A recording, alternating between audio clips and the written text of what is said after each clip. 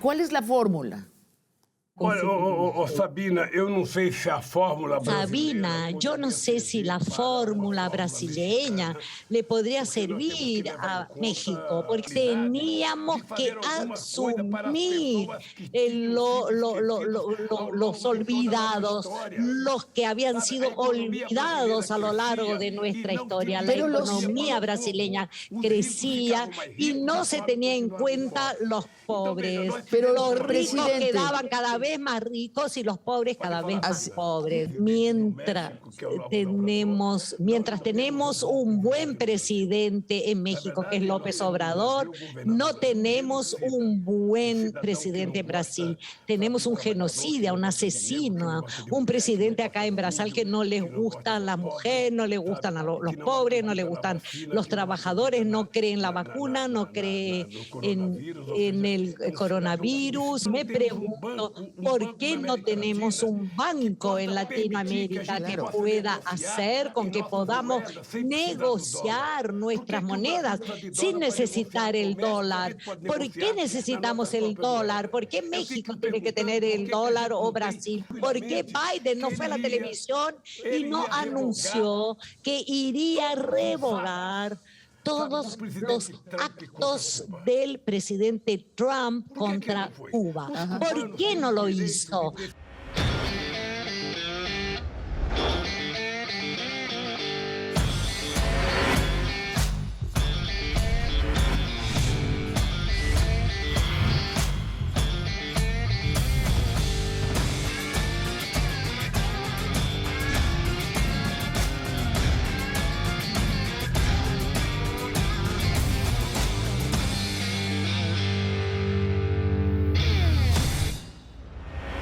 La semana pasada hablé con el expresidente Luis Ignacio Lula da Silva. La entrevista se alargó al calor de los temas y así dejamos inconclusa su transmisión. Hoy los invito a ver y escuchar esta segunda mitad de la entrevista con Ignacio Lula da Silva, mejor conocido como Lula. Pasando a Cuba, qué tristeza lo que está pasando en Cuba. Yo siento un amor especial por la gente cubana. Yo viví allí un año. Tienen la mejor, iba a decir la mejor música, pero usted se va a enojar, porque los brasileños también quieren detentar ese título. Tienen una alegría de vivir los cubanos y me entristece mucho, no sé si a usted también, lo que ahora sucede en Cuba. Algunos cubanos saliendo a reclamar sus libertades que se les han negado durante décadas y el fin de la dictadura. Otros cubanos atendiendo el llamado del gobierno y saliendo a enfrentar a sus hermanos en las calles. ¿Qué mensaje tiene usted para Cuba? Olha, eu tive a oportunidade de dar uma entrevista falando de Cuba. Yo tuve la oportunidad de dar una entrevista cuando fui a Cuba. Yo, como tú, respeto profundamente a Cuba. Yo amo los cubanos y soy realmente un hincha tremendo de la Revolución Cubana, que fue realmente un marco impresionante. Y lamentablemente uno tiene que recordarse de algo. Los Estados Unidos no tuvieron siquiera la delicadeza de tratar de conversar con los cubanos para que los cubanos se aliaran a la Unión Soviética después de la revolución. Entonces, lo que es importante y lo que tenemos que entender es que son 60 años de bloqueo. Es mucho odio que se acumuló los cubanos de Miami contra los cubanos de Cuba. Además, porque Cuba, con la formación académica que tiene, con la cantidad de jóvenes en la universidad y la calidad de la educación de Cuba, si Cuba no tuviera el bloqueo, y lo dije ayer en una entrevista, Cuba sería una Noruega, una Holanda, una Suiza, porque el pueblo está... Presidente, pero ¿cómo entiende usted? ¿Cómo entiende usted terminar, por Sí, favor. muy bien. Sabina, Sabina, Sí. yo creo que el pueblo cubano tiene el derecho de ir a la calle, de pedir la libertad, tiene el derecho de pedir más comida en la mesa y más energía.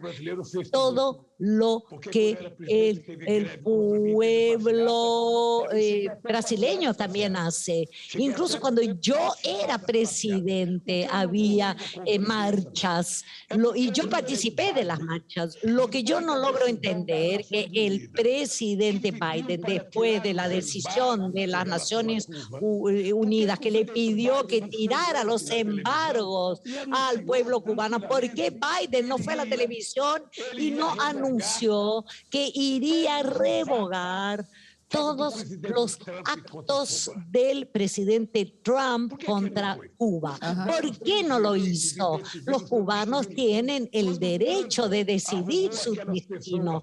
Cuando Trump arregló esa gente para invadir el Capitolio, realmente eso fue tremendo, no es posible. Yo creo que los cubanos tienen el derecho de hacer marchas y manifestaciones y el gobierno tiene la obligación de conversar con el pueblo. Uno no puede pensar que quien nos critican son enemigos, porque muchas veces los que nos critican hoy eran los que nos aplaudían ayer. Entonces tenemos que ir a conversar con esa gente. Cuba tiene un gobierno nuevo. El presidente está en la presidencia hace poco tiempo. Hizo cambios en la política económica. Está tratando de encontrar una solución para la economía cubana. Yo creo que Biden debería ir a la televisión, debería convocar Díaz-Canel para una conversación y una negociación. Llamar el gobierno cubano a conversar para encontrar una solución negociada para ver qué se puede hacer, cómo se puede mejorar la democracia cubana. Lo que uno no puede es permitir, Sabina, es la injerencia de un país sobre otro. Yo no acepto la injerencia de los Estados Unidos contra Maduro o que se metan en las elecciones de Nicaragua o que den datos sobre las elecciones de Brasil. Cada pueblo tiene el derecho de decidir su destino y después tratar las consecuencias. Presidente, ¿tiene usted una gran fe en la democracia?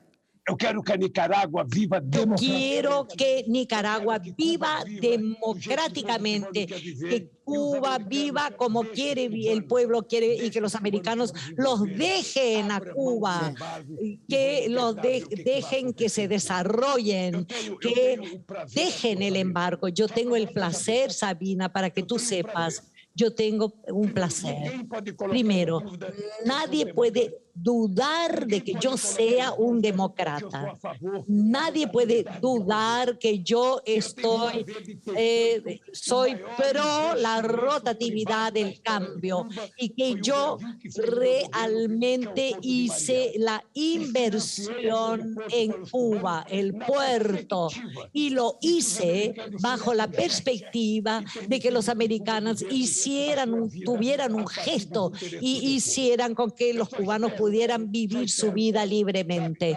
Solo yo espero que si yo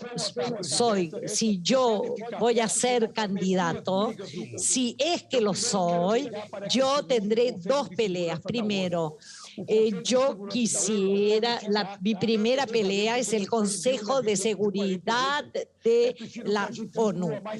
Hay que incluir más países en ese consejo. ¿Por qué México no está? ¿Por qué Brasil no está? ¿Por qué África del Sur no está? ¿Por qué Nigeria no está? ¿Por qué India no está? ¿Por qué Alemania? ¿Por qué Japón? Porque hay muchos países que podrían hacer parte del Consejo de Seguridad de las Naciones Unidas. Y la segunda cosa es acabar con el poder de veto de algunos países.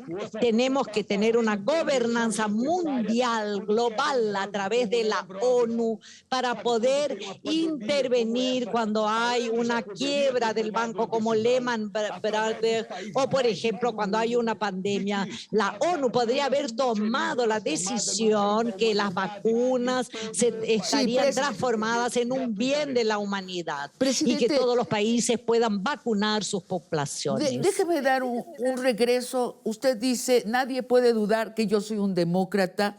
Nadie lo duda. Usted en su momento se entregó a la policía a pesar de que usted estaba en desacuerdo con la sentencia que habían girado los jueces de su país de que fuera usted aprehendido. Además, ahora sabemos que esos cargos ya han sido revocados y usted ha sido declarado totalmente inocente. Pero le quiero interrogar sobre su fe en la democracia, una democracia que usted y Dilma Rousseff respetaron y que, sin embargo, desde la democracia le dieron un golpe de Estado a su sucesora, a Dilma Rousseff. ¿En qué se equivocaron usted y Dilma? ¿Confiaron ingenuamente en esa democracia que ahora usted sigue diciendo que confía en ella? ¿No calcularon el poder de los poderes fácticos, el poder económico, el poder de la prensa, de la derecha? ¿En qué se equivocaron? Sabina, yo creo que nuestro error es creer demasiado en nuestras relaciones políticas dentro de Brasil. Porque lo primero que se hizo en Brasil para darle el golpe a Dilma fue construir una mentira en contra de ella, diciendo que había hecho algo había cometido errores en los bancos financieros para poder pagar beneficios públicos y que había sacado de un lado para pagar otro lado. Pero todos los gobiernos lo hacían, pero eso fue una mentira. Entonces, para que tú lo sepas, en diciembre de 2014, cuando Dilma ganó las primeras elecciones, el desempleo en Brasil era 4,3%. Esto significa un estándar Suecia, Finlandia. Era el desempleo más bajo de nuestra historia y una política de inclusión social muy fuerte. No lo voy a repetir porque te voy a mandar el material sobre las políticas de inclusión social, porque yo sé que además de periodista y entrevistador, eres una intelectual de gran respeto en México, muy respetada en México, y haré con que te llegue a tus manos todo para que tú sepas, porque tú podrás ayudar a difundir estas cosas y que estas cosas se apliquen. Sí, le iba a decir que le están mal informando. No tengo ese prestigio, pero se lo agradezco mucho que me lo confiera. Presidente, nos extraña tanto si todo iba tan bien en Brasil. ¿De dónde viene el golpe de Estado? Si tiene usted fe en la democracia. Na minha ideia, esse golpe de Estado... Mi idea es que el golpe vino porque la economía no estaba bien, porque si no, no hubiera golpe. Se dio este golpe porque había que evitar que Lula regresara a gobernar el país. Había que interrumpir el mandato del Partido de los Trabajadores, aprovechando que había una crisis económica, que había una instabilidad política, que había un presidente de la Cámara de los Diputados que realmente le hacía las cosas muy difíciles a la presidenta Dilma. O sea, un entorno favorable.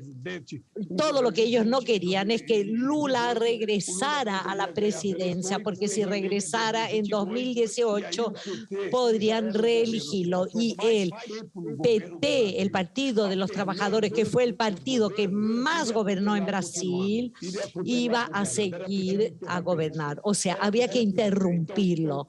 Entonces, contaron una mentira, hicieron la intervención y no fue. Ahí entra el error del Partido de los Trabajadores. No tuvo la sutileza de convencer la mayor parte de los diputados a que voten en favor del impeachment. Yo tuve la oportunidad de charlar con más de 90 diputados y 30 senadores y era visible, se veía que querían derrumbarla a Dilma. No les gustaba Dilma, no les gustaba el PT, el Partido de los Trabajadores. Había que interrumpir todo eso, sobre todo porque habíamos descubierto habíamos hecho una descubierta increíble de petróleo, que es la reserva más grande descubierta en el siglo XX. Son millones y millones y millones de barriles de petróleos. Y así le daba a Brasil el control. El control del petróleo era de la sociedad brasileña, de Brasil, y no de las empresas extranjeras. Y las compañías no lo aceptaron, los Estados Unidos nunca lo aceptaron eso. Para que tú sepas, es que hoy ya se probó que el Departamento de Justicia de los Estados Unidos y los fiscales de Suiza tuvieron una participación directa en los procesos de la Lava Jato acá en Brasil y tuvieron una participación directa en mi cárcel acá. Eso ya está probado, ya tenemos los documentos. O sea, había que sacar el PT por esa descubierta de petróleo, entre otras. No tuvimos la competencia de evitarlo. Ahí nos equivocamos. No tuvimos la capacidad de convencer los adversarios que estaban cometiendo un error. Y además de hacerle el golpe en Dilma, ellos hicieron con que la Lava Jato no me dejaran ser candidato y me mandaran a la cárcel. En un tercer periodo de presidente, ¿tendría usted una relación distinta con los capitalistas? Porque su relación con ellos parecía muy buena durante su primero y sobre todo en su segundo periodo. ¿Cambiaría usted su manera de relacionarse con los grandes empresarios brasileños que a la postre le dieron la espalda en momentos críticos? No, Sabrina, no. No, Sabina, mi relación será la misma, porque si me eligen, si yo soy candidato y me eligen, yo voy a tener en cuenta la existencia de los empresarios, de los terratenientes, de los trabajadores rurales. Yo quiero hablar con toda la sociedad, yo quiero gobernar para todos. Lo que tienen que saber es que vamos a establecer un reglamento en Brasil. Vamos a tratar de hacer con que los ricos paguen más impuestos para que podamos hacer y desarrollar más políticas de inclusión social para que los pobres puedan alcanzar un estándar de vida que es respetable. Yo antes de la pandemia estuve con el Papa Francisco y hablamos de hacer una campaña internacional. No es posible que el siglo XXI, cuando la tecnología y la genética permite producir más alimentos de los que tenemos la capacidad de consumir, que haya tantos millones de personas que no coman. No puede ser que en México haya gente en la calle que duerma en la calle porque no tienen que comer, y acá en Brasil lo mismo. Entonces yo quiero que los ricos sepan. Yo quiero que los ricos sepan que tendremos una política de reforma fiscal para disminuir el pago de impuestos de quienes ganan y pagan un cierto límite, y también de tener más tasas e impuestos para quienes viven de especulación financiera. Presidente, vamos a un corte, brevísimo descanso, y le quiero preguntar sobre los medios de comunicación que se aglutinaron contra usted durante el golpe de Estado y cuál sería su relación con ellos. Pero a la vuelta de un corte, por favor. Si gana usted la presidencia, ¿meterá a Bolsonaro a la cárcel? ¿Cómo va a pagar Bolsonaro sus culpas? El genocidio que provocó, que está provocando todavía en Brasil. ¿Por qué se ríe usted? ¿Qué aprendió usted en la cárcel? ¿Es usted una persona distinta a raíz de ese periodo en la cárcel? Yo podría haberme ido de Brasil, realmente. Yo me podría haber ido a cualquier embajada, porque yo siempre tuve la conciencia de que el objetivo del proceso era arrestarme para sacarme de las elecciones.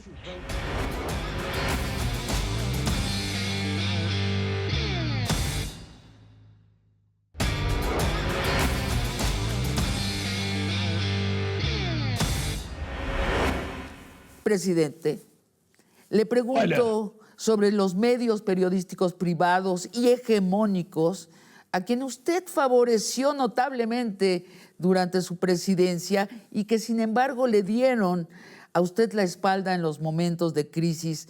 ¿A qué conclusión ha llegado? De llegar a la presidencia, como todas las encuestas indican que sucederá, ¿trataría esos medios de forma distinta? ¿Les pondría restricciones? ¿Cambiaría su estrategia para con ellos? Sabina, La conclusión a la cual llegué es que yo era democrático y ellos no lo eran, porque yo no los traté con respeto. Yo los traté con un grado de libertad y creo que hay que tratarlos así. Yo nunca busqué un periódico, una radio o una televisión para que me hicieran propaganda o me hablaran bien de mí, y tampoco nunca les hice un juicio a ningún medio de comunicación porque no les gustaba el gobierno. Yo pensaba que había que hacer lo que era necesario y que ellos tenían que hacer lo que ellos creían que tenían que hacer, porque ¿quién tiene que juzgar la televisión y es el telespectador o los oyentes para las radios y los lectores de los periódicos, los diarios? No soy yo. Pero en 2010 yo convoqué una conferencia nacional donde participaron más de 3.000 personas de todo Brasil, los dueños de televisión, de radio, de diarios, de revistas, radios de comunidades, y tuvimos un programa de reglamentación de comunicación en Brasil. No queríamos una empresa como en Cuba o Chile o en China o Inglaterra o Francia. Lo que queríamos era que hubiera una reglamentación, porque la última regulación que hubo en Brasil es de 1962 y esa reglamentación lo dejamos para que el gobierno Dilma lo ejecutara.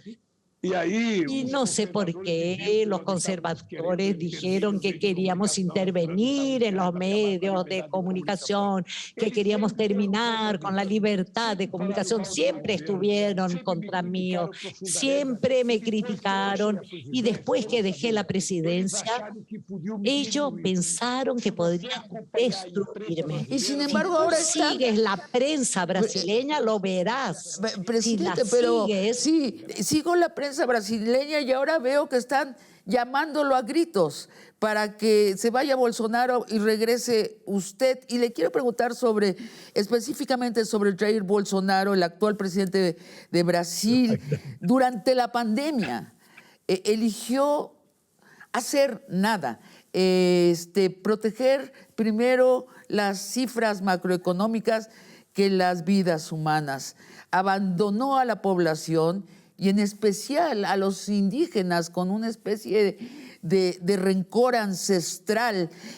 Si gana usted la presidencia, ¿meterá a Bolsonaro a la cárcel? ¿Cómo va a pagar Bolsonaro sus culpas? El genocidio que provocó, que está provocando todavía en Brasil.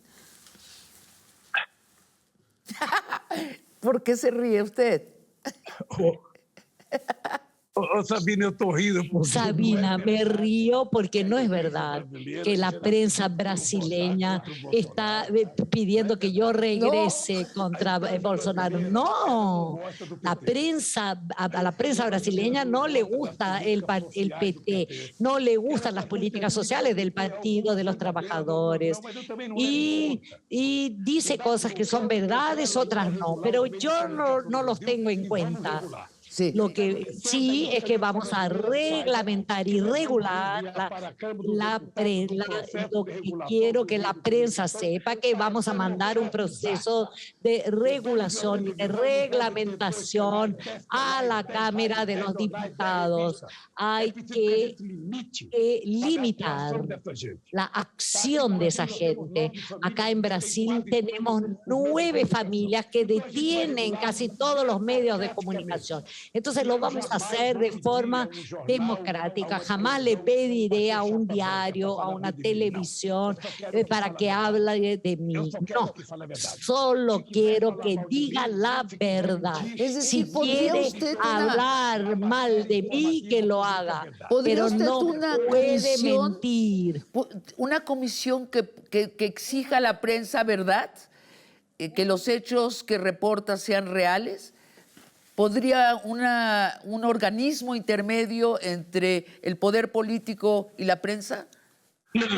Não vou criar, não vou criar comitê intermediário. No voy a crear una comisión intermediaria. Voy a crear una ley para reglamentar los medios de comunicación, incluso Internet, para el bien de la sociedad. Y no seré yo en la sociedad que va a presentar un proyecto de regulación para que el Congreso lo pueda votar. El segundo punto, Sí. lo que tenemos que hacer en Brasil es reconstruir una relación civilizada. Cuando yo era presidente, yo creé el Consejo de Desarrollo Económico y Social. Tenía casi 100 personas, empresarios, banqueros, indios, trabajadores, pastores evangélicos, obispos de la Iglesia Católica, 100 personas que participaban dentro del Palacio de la Presidencia, que participaban para la decisión de las políticas públicas. Yo tuve 75 conferencias nacionales de los estados y nacionales también, para probar todas las políticas públicas que puse en práctica. Y es así que lo quiero hacer. Y así tiene que ser para gobernar este país y restablecer la armonía para el pueblo brasileño, que respete a la sociedad. Tengo que entender a la sociedad como ella es. Las personas no tienen obligación de quererme. Tienen que aceptar como yo soy y ellos como ellos son. Pero yo como presidente no puedo hacer lo que yo quiero. El Brasil no es mío. Yo soy brasileño. Yo tengo que gobernar para atender a las aspiraciones de la mayoría del pueblo brasileño. Y gracias a Dios, Sabina, aprendí a hacerlo y muy bien, porque empecé mi vida en el sindicato y por eso hace con que las cosas sean mucho más fáciles. Y perdí muchísimas elecciones antes de llegar a las elecciones. Entonces, por eso me río.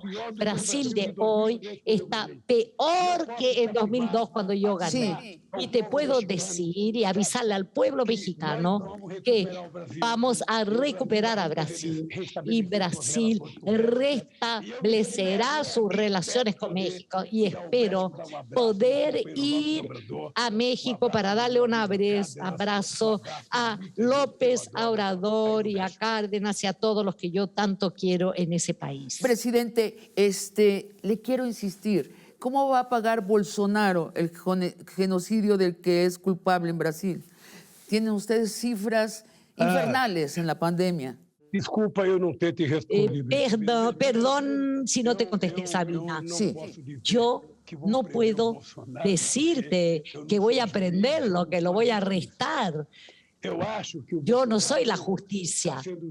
Yo creo que a Bolsonaro lo están juzgando. Tenemos una comisión creada en el Senado y yo creo que Bolsonaro, que está averiguando las cosas, yo creo que es genocida, que realmente tiene responsabilidad por gran parte de las personas que se murieron en Brasil y en algún momento tendrá que responsabilizarse. No es posible que un presidente de la República se porte como se portó, con la indiferencia que él se portó ante casi 540.000 muertes. No es posible que este ciudadano vaya a salir a hacer lo que él llama de motociata, salir con amigos en moto para hacer manifestaciones mientras que la gente se muere. Entonces, este ciudadano, ese presidente, sacó la mascarilla de un niño que estaba en una manifestación sin ninguna responsabilidad. Él se pasea sin mascarilla por ahí, no atiende. Yo espero que el Congreso Nacional lo juzgue. Ya hay 172 pedidos de impeachment para él. Pero vamos a seguir luchando porque Bolsonaro es una experiencia que yo espero que nunca más ocurra en Brasil. Bolsonaro es el resultado del odio que la imprensa fue tirando así durante 4, 5, 6, 7, 10 años, durante 10 años con el intento de destruir el Partido de los Trabajadores y no lo destruyeron. Sigue siendo el partido más importante y más grande de Brasil, más organizado y hasta ahora el PT sigue estando bien. Presidente Lula, déjeme preguntarle sobre el odio. Usted se entregó a la policía voluntariamente, usted pudo haber escapado del Brasil y no, se entregó usted a la policía de acuerdo a una sentencia con la que estaba usted en desacuerdo. Ahora los propios jueces han declarado que estuvo usted erróneamente acusado, que es usted inocente. Pero háblenos de este periodo que estuvo usted en la cárcel, más de 1 año y medio. ¿Qué aprendió usted en la cárcel? ¿Es usted una persona distinta a raíz de ese periodo en la cárcel? Sabina, yo podría haberme ido de Brasil, realmente. Yo me podría haber ido a cualquier embajada, porque yo siempre tuve la conciencia de que el objetivo del proceso era arrestarme para sacarme de las elecciones. Y cuando yo tomé la decisión de no irme de Brasil, es porque yo no quería aparecer en los diarios, que apareciera mi foto diciendo fugitivo. Yo no quería que apareciera. Yo tengo 75 años, tengo 5 hijos, 8 nietos, un bisnieto, una bisnieta y tengo una historia dentro de la lucha de los trabajadores en Brasil. Y yo estaba seguro que iba a probar que el juez no valía nada y que los fiscales hacían parte de un bando que con un acuerdo en los Estados Unidos para... yo estaba seguro que lograría probarlo, que se trataba realmente. Cuando yo me dirigí a la Policía Federal, yo me quedé 180 días y yo me preparé espiritualmente para primero no tener odio, no hacer con que el odio corrompa mi alma y mi corazón. Yo sabía que iba a regresar y luchar mucho en este país. ¿Nunca dejó de creer? ¿No hubo una noche en que usted dijo, me voy a quedar aquí y va a ganar, Bolsonaro se va a quedar 30 años en la presidencia? Nunca dejé de creer. Yo sabía que era una pandilla. Trataron de ofrecerme libertad, un tipo de cárcel domiciliar. Y yo dije que no, dije, yo no cambio mi dignidad por mi libertad. Yo no voy a poner un aparato en mi tobillo porque yo no soy una paloma y yo soy inocente. Su esposa, si ustedes durante me este prenden, periodo, tendrán que responsabilizarse por eso. Durante ese periodo, su esposa, su compañera de toda la vida, se enferma y muere.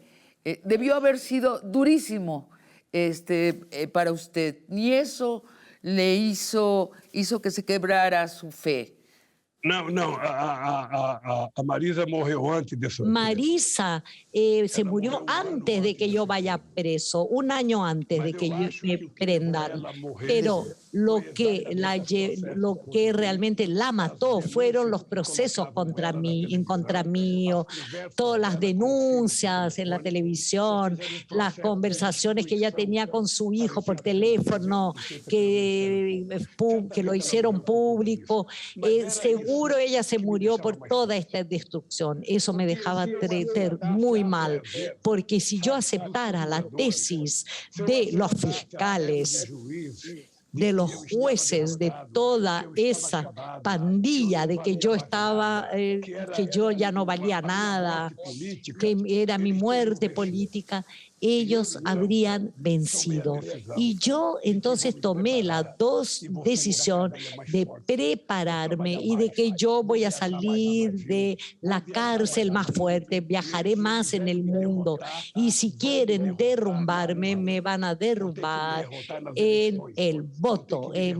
Tendrán que derrumbarme en el voto. Presidente, le pido que hagamos un brevísimo respiro y hablemos sobre precisamente las tentaciones que puede tener Bolsonaro de impedir el proceso democrático, pero le pido un instante de descanso.